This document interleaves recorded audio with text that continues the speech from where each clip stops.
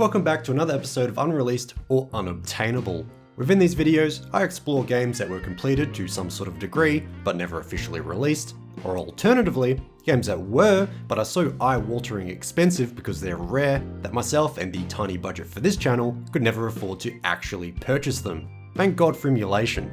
Today, we're stationed in the Unreleased hemisphere as we look into Propeller Arena, Aviation Battle Championship for the Sega Dreamcast. By all accounts, the game was complete, but in a word, the tragic events of 9/11 halted this online dogfighting game from its ill-timed release. Originally to be called Propeller Head Online, it was developed by the prolific Sega AM2, who are known for hit series such as Shenmue, Outrun, Virtua Fighter, the list goes on. Big names within the industry were directly involved also. Makoto Asaki was the director, while Yu Suzuki was on producing duties.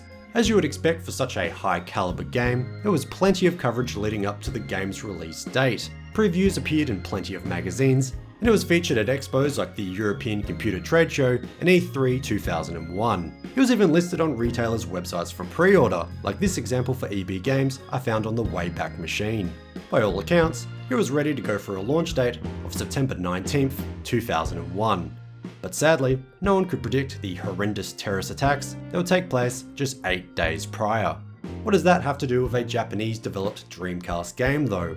Well, considering the game features a level with high-rise buildings where the dogfighting takes place, and cover art depicting that specifically, Sega considered how insensitive the release might appear if it emerged on shelves a week later. The plan was to postpone the launch, alter the cover art, and possibly change key elements in-game. The official statement from Sega, which can still be found on GameSpot, is as follows. Sega Corporation was greatly saddened to hear of the terrorist attacks on the United States on Tuesday, September 11th, 2001. Our deepest condolences go out to the families and friends of those injured or who lost their lives in the horrific events. At this time, we have decided to postpone shipment of Propeller Arena for the Dreamcast. Although the game content does not deal with terrorism in any way, it is possible for a determined individual to deliberately play the game in a manner that generates images similar to those we have seen on the news. We want to avoid causing any additional grief to those involved in this week's tragedy and feel this is an appropriate action. As it stands over 20 years later, the game is still postponed. I don't think my local EB game still includes a Dreamcast section, so it's evident the launch was cancelled outright even though the game was at completion. It is available, however, or there wouldn't be footage of me playing it. So, before continuing its story, I think it would be prudent to explore the game itself. What about the in-game story though? Well, considering it was targeted at the newly minted online console gaming scene, not much emphasis was placed on the story's depth. It can be explained in a paragraph, and that paragraph goes something like this. In the year 2045, the 40th Aviation Battle has invited the world's best pilots to fly restored battle planes in the most memorable series of dogfights in history. And that's all we get really. It's the near future, and refurbished World War II planes are being used for competitive battle. There are single player and local multiplayer components, but the big draw was online play. Better yet, the online mode would include support for real-time voice chat, with a microphone even being included with the game. But obviously, I can't show you that. While online modes of other Dreamcast games have been resurrected over the years, it appears a lot of work would need to happen for Propeller Arena to finally be playable online. I won't even begin to try and understand how people pull it off, but it appears to be extra tricky here since it never technically went live in a public sense. So essentially, what we have access to today is similar to how it would have been playable in the UK. According to Dreamcast magazines from that region, the online play wouldn't have been available anyway. It appears they were getting shafted out of all sorts of online goodness at the time. Sucks to be them. With all that said and done, however, let's check out what we can play. Let's start with the Championship mode, which appears to be an offline version of what could have been played over the web. You're given a choice of a typical range of outlandish characters, as to be expected in an early 2000s Sega arcade game. I've read they each have their pros and cons when it comes to variables like handling and speed, but no stats are shown in-game. Regardless, the control scheme is arcadey through and through. I doubt anyone would have trouble picking this up and instantly playing. And that's coming from someone who traditionally sucks at dogfight games. While the flight mechanics are simplistic, you can still stall the plane. Luckily, this is remedied by a stick-waggling minigame to get you back into the action quick smart. Another aspect you won't find in more simulator-based airplane games is power-ups. Color-coded by category, these can be found around the arenas and boxes that need to be destroyed first. The red boxes, for example, are weapons. By default, the aircraft are equipped with machine guns, but if you want an edge, other weapons like missiles are well worth seeking out. The green boxes are items that specifically help your plane. These include health, but also speed and armor increases. Lastly, yellow boxes give you non-weapon advantages. These include abilities like freezing other players' controls and even inverting them, which is arguably eviler.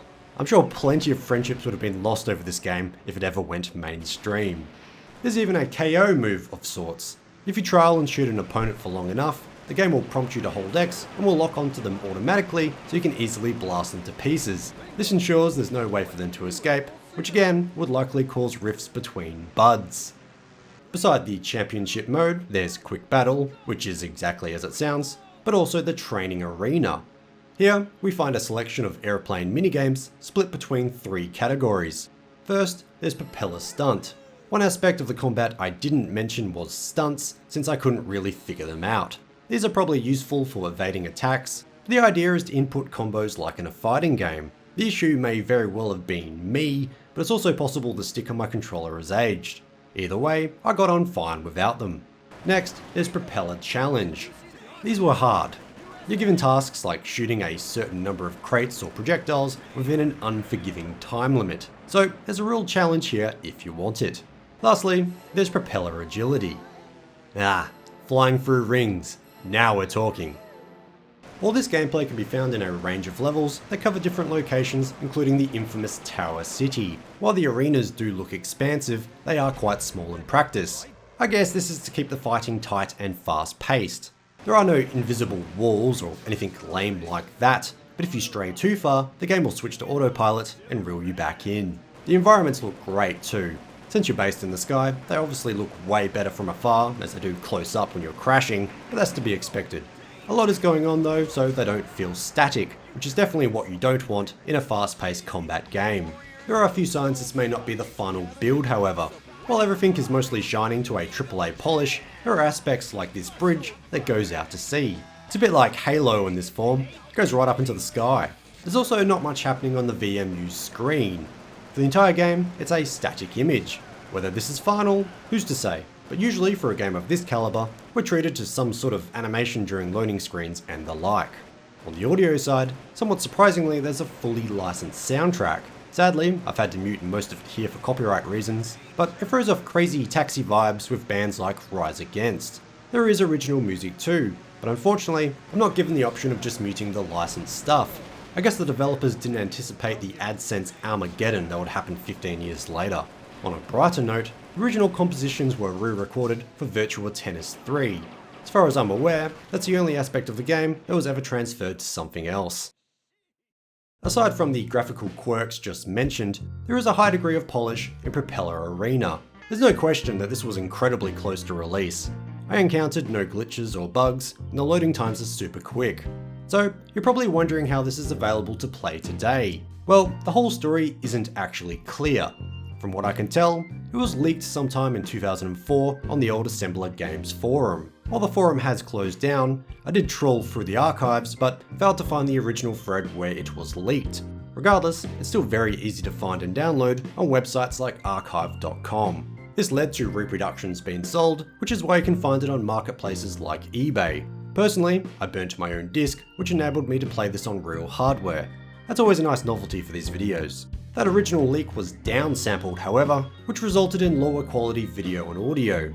Luckily, there appears to have been another leak in 2021, but information on that is even more scarce. I have no proof as to where that originated, but it did result in a higher quality dump with no downsampling. This is the obvious disk image to download if you wish to try the game yourself. There is speculation about where it came from, however. Remember the name Makoto Asaki, the director of the game's development? Well, he's active on Twitter and posted a few interesting tidbits in the January of 2019. First, he showed off some sample prints of what the Japanese box art would have looked like. There is a disc, but he explains this was for design purposes only and was blank. But then, he came through with the goods, what is believed to be the final build of the game. Check out the date. The Japanese order their dates as year, month, and day. It shows that development continued right up until the fateful events of the 11th. Whether this is where the other dump originates, who's to say? Either way, we as gamers benefit from a higher quality disc image to download. According to the press release from Sega, 9/11 is the official reason the game was postponed. But why did it not see a release later on? Well, there's never been an explanation from Sega Towers, but we can make educated guesses. For one, the Dreamcast had been in a state of decline by late 2001. They might have taken the opportunity to scrap the project if they decided it wouldn't sell well. Sure, the damage of the attacks would taint a release forever, but if not on the Dreamcast, why not port it to something else? Plenty of games were transferred to the Xbox, for instance, Shenmue 2 as an example, and it included a thriving online network that would have been perfect. All in all, we have a situation where no one wins. I guess Sega decided it was worth it to just let it go. Regardless, I'm glad we can experience it today, even if the online mode doesn't work. Here's hoping that too will change one day.